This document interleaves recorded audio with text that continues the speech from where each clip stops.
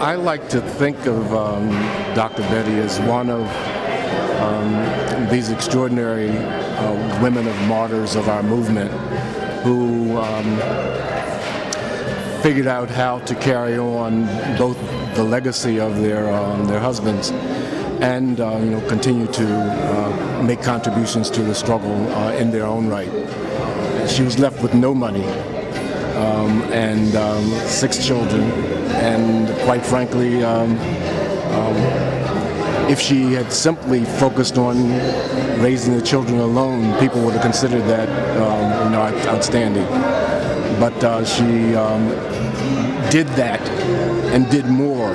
She pursued and completed a doctorate in her own right.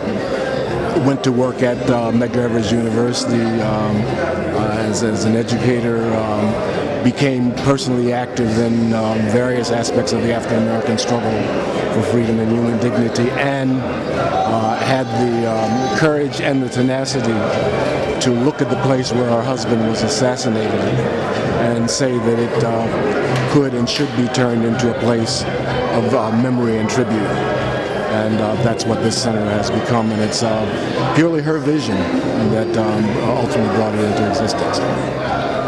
I'm the editorial director of Pathfinder Press, and we've had a relationship with Malcolm X and with Betty Shabazz going back to the 1960s, when we published the first collection of speeches by Malcolm X, Malcolm X Speaks.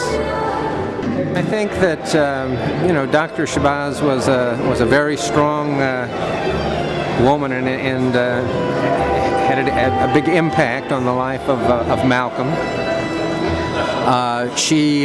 When Malcolm was assassinated, she was determined to keep Malcolm's legacy alive, and so that was on that basis that we worked together to make sure that no assassin or anyone else would be able to keep Malcolm's words from being in print and being available for young people and others to study, to read, and above all to emulate the example of Malcolm X.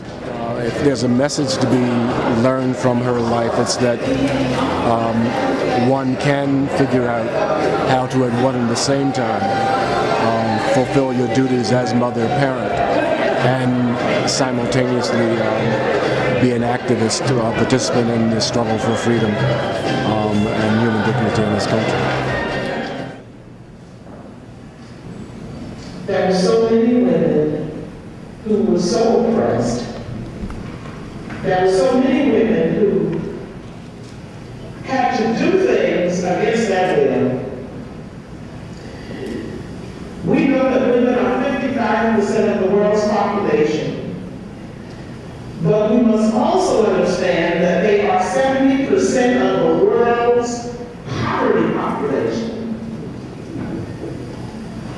We still do 2/3 of the world's work, and we still get less pay. We still make way out of no way, and all of you who saw Osceola Makita, who worked as a laundress, and who donated $150,000 to the University of Mississippi. And I sat there thinking, that's our mothers. Our mothers did that. That's where making a way out of nowhere came from. A woman who's making that kind of money and then donating it for education speaks to one of the points at the World Conference, that women need to be educated and trained.